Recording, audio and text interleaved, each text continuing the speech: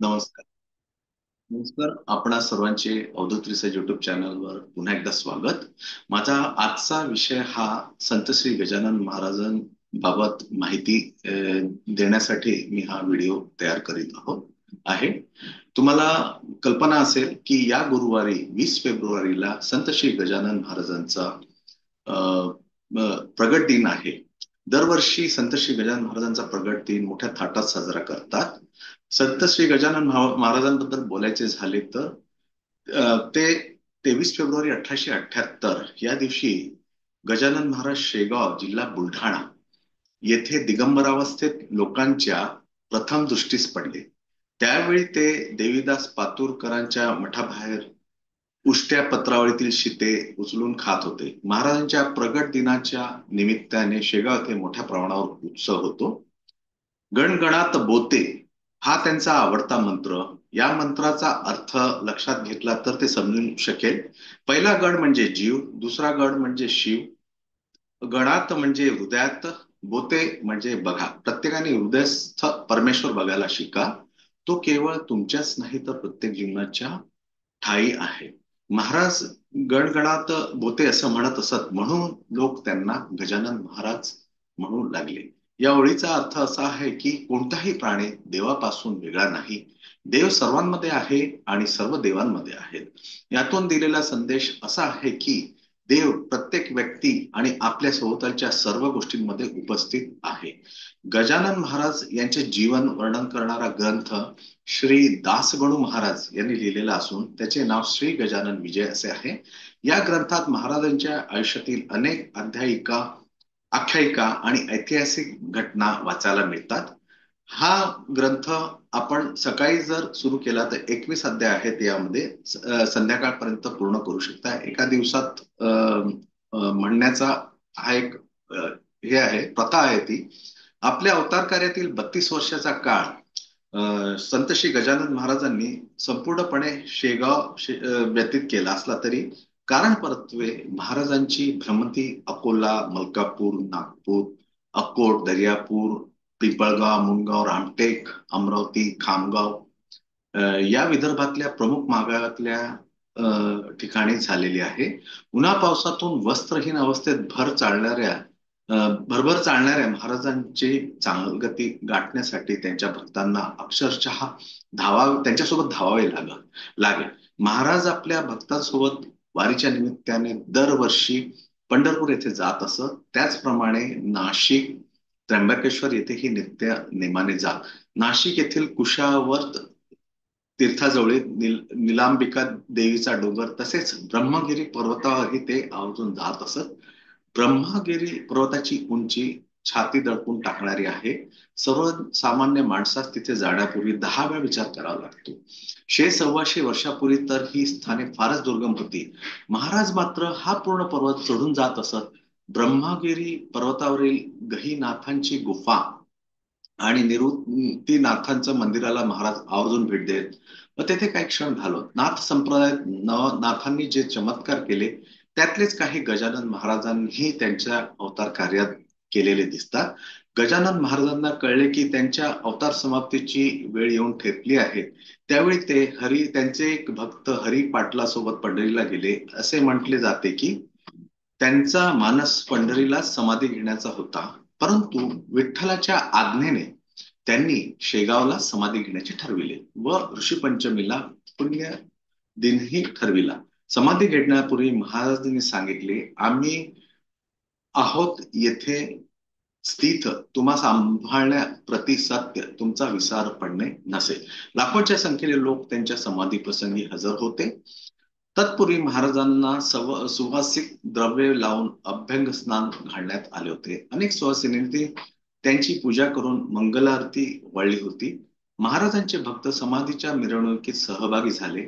लोकांनी शृंगारीत रथात ठेवलेल्या महाराजांच्या देहावर अबीर, गुलाल, फुले, तुळशी आणि पैसे उधळले. संपूर्ण शेगावातून मिरवणूक पहाटे मंदिरात आली. तेथे महाराजांवर पुन्हा अभिषेक केला गेला. त्यांचा देह शास्त्रात सांगितल्यानुसार उत्तराभिमुख असा समाधीच्या जागी ठेवला. अखेरची आरती ओवाळली आणि मीठ, अर्गजा, अबीर यांनी भरली. सर्व भक्तांनी एकच जय जयकार केला, जय गजानना. ज्ञानांबरीच्या नारायणा, अविनाश रूपा, आनंद घना, परतपरा जगत पुरते आणि शिळा लावून समाधीची जागा बंद केली. 8 सप्टेंबर 1910 रोजी ऋषी पंचमीच्या दिवशी त्यांनी शेगाव येथे समाधी घेतली. संत गजानन महाराजांच्या संस्थानाबाबत पण खूप गोष्टी सांगण्यासारख्या आहेत. महाराजांची कीर्ती वाढत गेल्यानंतर त्यांनी ते जेव्हा हयात होते ते जेव्हा होते तेव्हाच त्यांनी स्वतःच आपल्या शिष्यांना ट्रस्ट स्थापन करायला सांगितलं. आणि त्यानंतर मग गजानन महाराज संस्थान या नावाने हे 1908 मध्ये ट्रस्ट स्थापन झाला.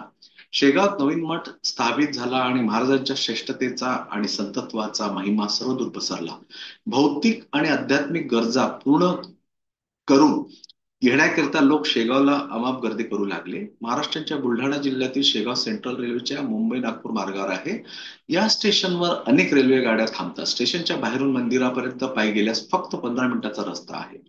स्टेशन पासून मंदिरापर्यंत येण्या जाण्यास मोफत बस सेवा उपलब्ध आहे.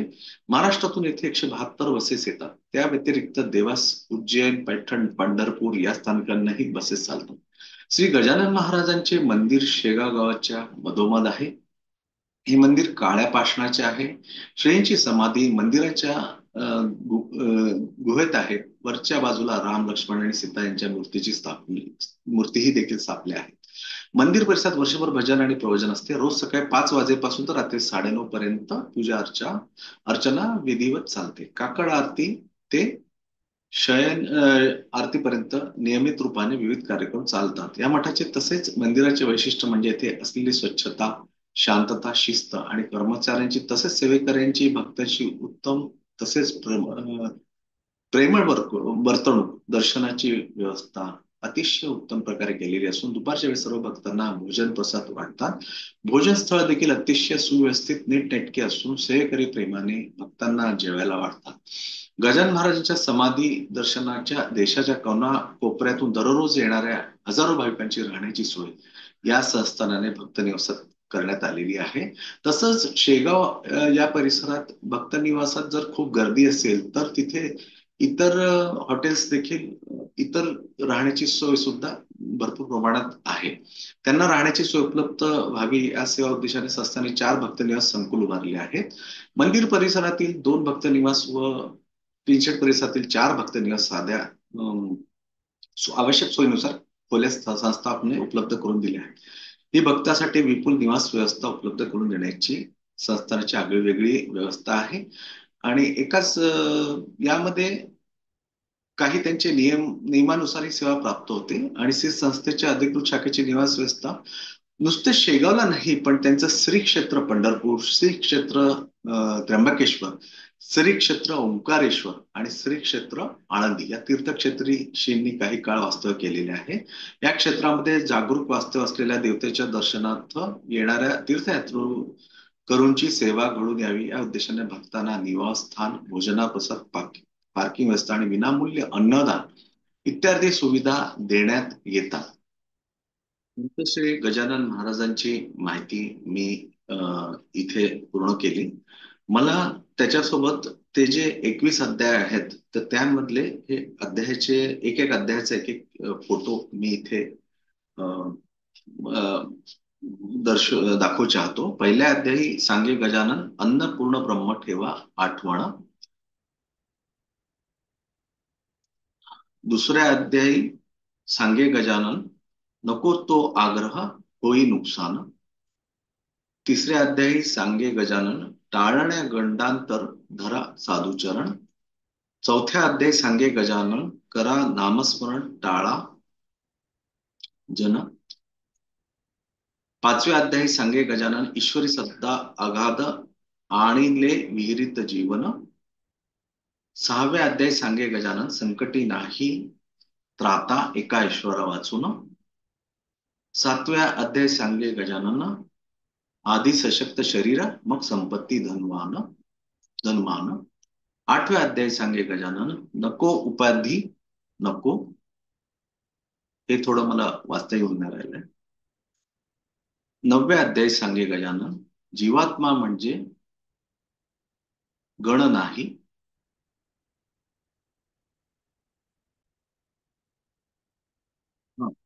आठव्या अध्यायी सांगे गजानन नको उपाधी नको निराभिमान. 9व्या अध्याय सांगे गजानन जीवात्मा म्हणजे गण नाही ब्रह्माहुनी भिन्न. 10व्या अध्याय सांगे गजानन नको दांभिकपणा नको खोटेपणा. 11व्या अध्याय सांगे गजानन भोगावेच लागते संचित प्रारंभ क्रियमाण.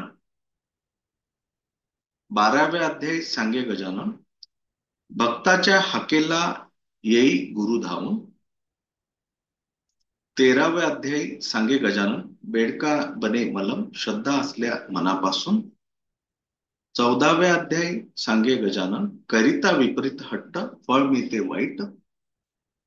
15व्या अध्याय सांगे गजानन सत्पुरुष हाती सत्कर्म घडवी गुरुचरण. 17व्या अध्याय सांगे गजानन 16व्या अध्याय सांगे गजानन कांदा भाकरी प्रिय असेल जर मनापासून. 17व्या अध्याय सांगे गजानन नका करू भेद हिंदू आणि यमुना. 18व्या अध्याय सांगे गजानन भावे भेटतो भगवान असल्या निर्मळ मन. 19व्या अध्याय सांगे गजानन कर्मभक्ती योग मार्ग ईश्वराकडे जाण्या कारण. 20व्या अध्याय सांगे गजानन असो संकट कोणतेही गुरु नेतात तारून. 21व्या आणि अखेरच्या अध्यायात सांगे गजानन वाचा विजय ग्रंथ व्हा सुखी संपन्न. श्री गजानन जय गजानन. संत श्री गजानन महाराजांची माहिती सांगून मी एवढ्यावरच हे व्हिडिओ इथेच थांबवतो. अवधूत रिसर्च युट्यूब चॅनलवर नियमित पाहिल्याबद्दल मी तुमचा आभारी आहे. व्हिडिओ आवडल्यास लाईक करा, शेअर करा